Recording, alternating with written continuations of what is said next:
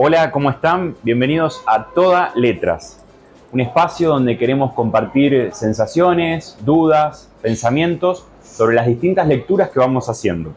Somos Germán Bartizagui y Rosario Caminos, una pareja que lee y escribe, y nos tomamos el atrevimiento de traer a estos micros, a estos encuentros, nuestras conversaciones cotidianas.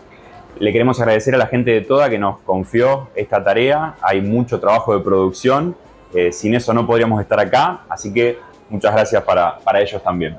¿Y qué traemos para hoy, Germí? Bueno, hoy vamos a hablar de un tema quizás marginal de la literatura, los epitafios.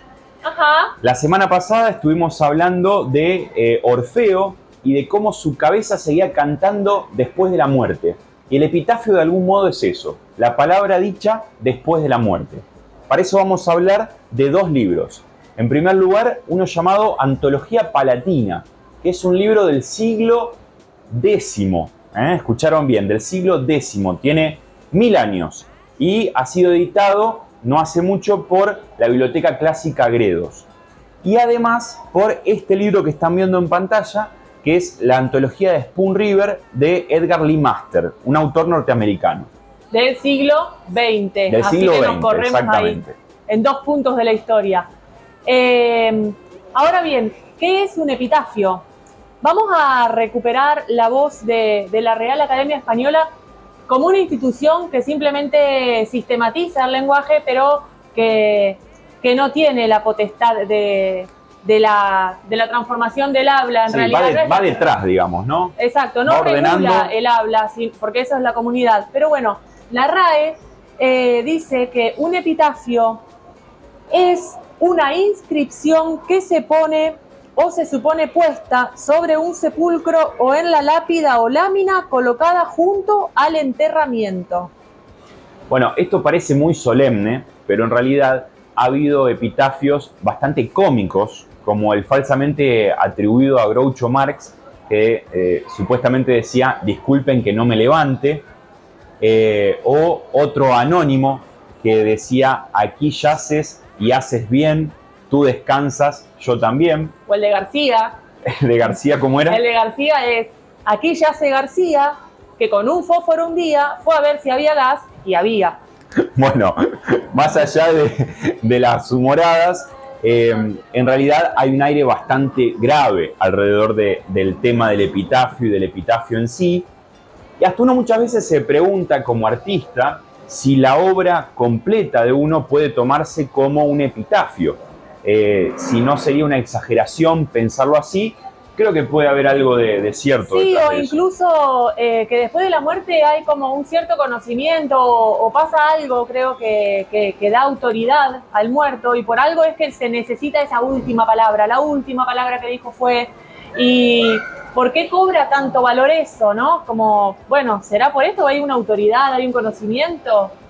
En estos micros muchas veces nos va a pasar esto, compartir más preguntas que certezas, pero bueno, eso tiene la literatura también, que está re bueno, que no hay cuestiones cerradas, sino que nos invitan a interpelar e interpelarnos. A abrir puertas todo el tiempo. Exactamente. Bueno, pero dijimos que íbamos a hablar de dos libros y les dije que el primero de ellos tenía 1000 años de antigüedad. En realidad nos encontramos con una edición de la Biblioteca Clásica de Gredos titulada Antología Palatina. Cuando empezamos a buscar de este tema epitafios, ¿no? Que era de lo que nos interesaba. Esta antología palatina lo que reúne son epigramas, que es una forma poética, ya Rosario después les va a contar un poquito. Si me dejás ya lo digo. Los epigramas son formas poéticas breves, de 2 a 8 versos, y que justamente son escritas para colocar para ser inscritas en sepulcros. Bien, en lápidas también. Entonces, esta antología palatina reúne el trabajo que hizo un tipo en el siglo X, un eclesiástico de la Iglesia Ortodoxa, Constantino Céfalas se llamaba, que se puso a reunir epigramas de la época helenística. La época helenística fue un periodo en Grecia que abarcó desde la muerte de Alejandro Magno hasta la consolidación del poder romano en el área griega. Entonces este vago toma un trabajo previo que había hecho un tal Meleagro, que también había compilado. Que hay algo, una guirnalda de Meleagro. Claro, la titula, Meleagro titula su obra, que es también una antología, La Guirnalda. Entonces, esta edición de Gredos reúne el trabajo que hizo este tipo del siglo X sobre el trabajo que había hecho uno 1000 años antes. Y además la edición de Gredos suma un trabajo que hizo un tal Máximo Planudes en el año 1300, que también recopiló algunos epitafios. Todo eso se encuentra en la edición de la Biblioteca Clásica Gredos. Germán es la memoria caminando, entonces, bueno, qué bueno que nos dan todos esos datos. Entre esas dos antologías se reunieron como 900 poemas griegos. Exacto. Que son de amor, de ofrenda y de muerte. La antología palatina surge porque eran textos que se encontraban en la biblioteca del Palatinado de Heidelberg en Alemania. De ahí toma el nombre. Bien. Bueno, si querés algunos ejemplos, que pudimos destacar 2 ejemplos. Sí. Y hago una aclaración. Sin haber leído Spoon River, sinceramente yo no hubiese llegado jamás a esta antología palatina, por ejemplo, ¿no? Entonces dijimos, bueno, llevémoslo porque es algo que quizás no es de acceso. Este libro lo tenemos mucho más cercano por ahí. Lo otro fue como una especie de hallazgo, si se quiere, un poco más de curioso, algo como más raro. Por ejemplo, ¿qué se encuentra en esta antología palatina? El número 561, pues están numerados, es de un tal Damageto, el autor, y es sobre la batalla de Tiria. Y dice: Agilis, el bravo, recibe esta tumba, que en pro de Tiria, Lacedemonios, pereció matando a 3 del ejército argivo y diciendo esta frase: ya puedo sucumbir, pues fui digno de Esparta. Esas frases son esas palabras vivas que, ahí tenemos lo que sobrevive al muerto. Tengo uno que es de Orfeo, que precisamente lo toma Orfeo como protagonista, y justamente en vínculo con el tema de la semana pasada, me parece re interesante. Es atribuido a Antípatro. Es el 607, por si les interesa.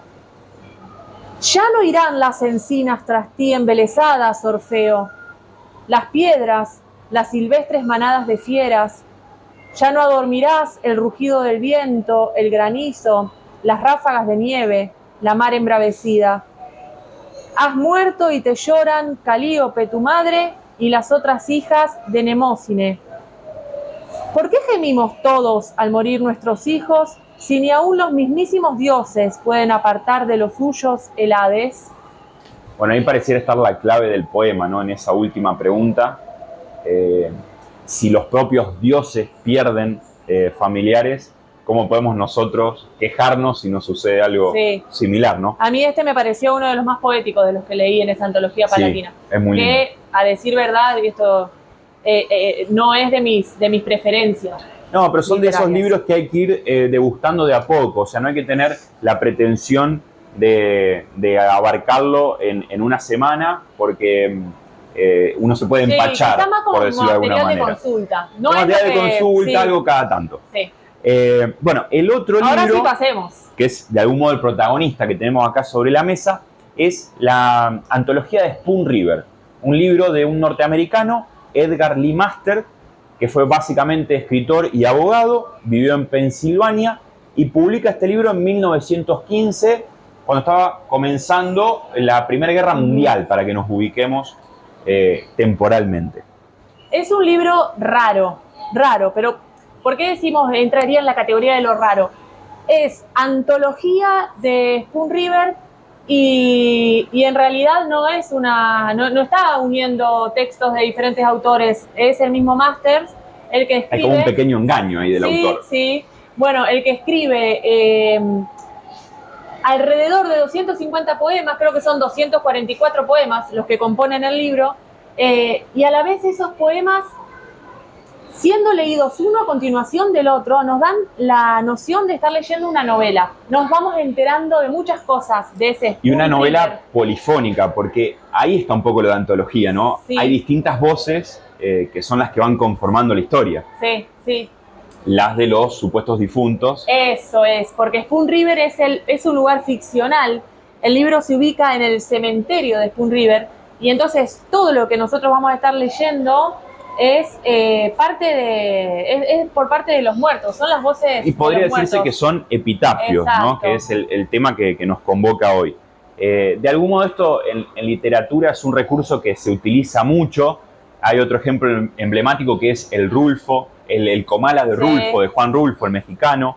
Pero esto de poner a los muertos en escena es algo que muchos escritores usan en algún momento. Pero aparte, ¿no? Estos muertos son no traviesos, pero son muy jocosos y creo que en el cimiento de este libro justamente está esa forma del chisme, viste, que te vas enterando de las cosas. Pareciera que se quedaron con mucho para decir, digamos, ¿no? Y te atrapan al lector porque vos sabés que te estás enterando de cosas que no te tendrías que estar enterando. Yo creo que es la seducción del chisme, ¿viste? Exacto. Bueno, y el primer tópico que aborda el libro es una temática bastante común en literatura, que es la del ubi sunt. Eso es una expresión latina que literalmente significa ¿dónde están?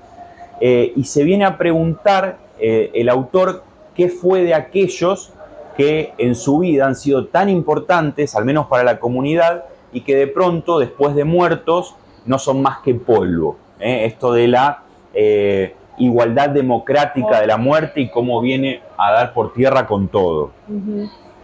Hay una frase que vos te habías quedado guardada, que te gustaba, de una mujer del comienzo. Acá la tengo. Por ejemplo, el primer poema creo que se llama justamente La colina, ¿o no? Sí. Y nos ubica ahí espacialmente. Exacto. Y después se oyen versos en boca de distintos personajes fallecidos, como por ejemplo este.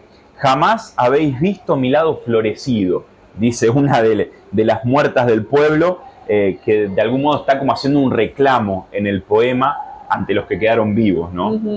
Y que quizás la acusaban de ciertas cosas y no veían lo bueno, ¿no?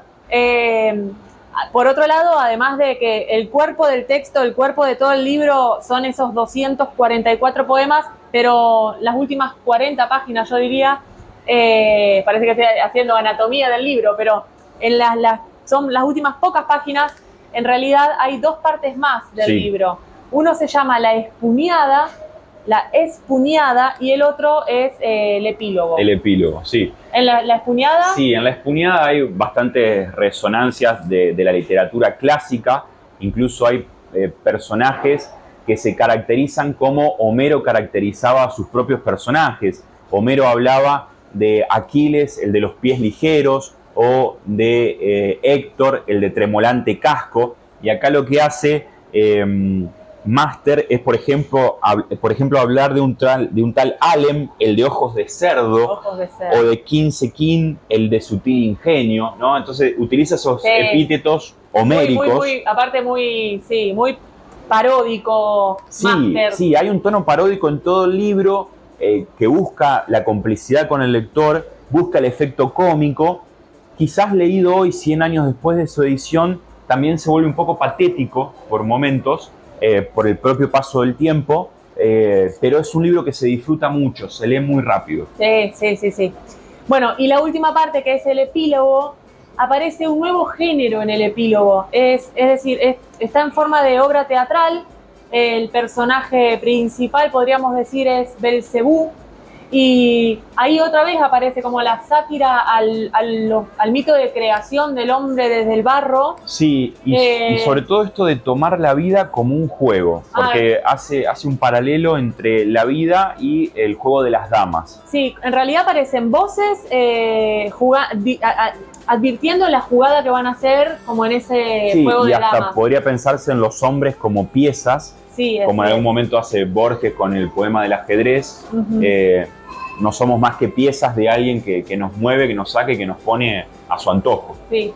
Esto es lo raro del libro, que decíamos raro, como primer adjetivo, pero porque se produce un cruce de géneros tal que en realidad pareciera que Masters instaura un nuevo género, se instaura y le es útil a este libro. Es útil para Spoon River, que todos estos géneros vayan dándose, entrelazándose. Sí, confluyen de manera natural, no forzada, y termina siendo una novela distinta. Una novela escrita en versos y que a la vez tiene, sí, de todo. Tiene Sí, de todo. y con muchísimos personajes y muchísimas voces. Sí, muy Así interesante. que, bueno, Y fresca, ágil, eso también. vamos a dejar planteado para los comentarios a ver si les gustaría a ustedes tener algún epitafio. Eso, ¿no? tal cual. Nos gustó lo de la semana pasada de haber preguntado ahí el tema del inframundo, así que bueno, ojalá se prendan y puedan pensar si hay un epitafio.